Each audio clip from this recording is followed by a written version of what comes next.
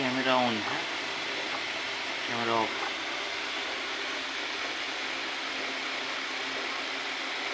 कभी कभी temperature fall हो जाता है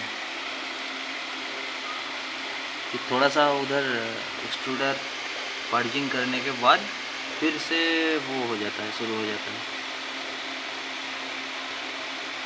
और हमारा ये जो है ना स्पूल ख़त्म होने वाला है। ये ट्रायल स्पूल था, ये PLA बेसिक था बैम्बू लैब का। फिर से परचेस करना है उसको। ठीक है, ऑगमेंट 3i आपको बहुत बहुत थैंक यू।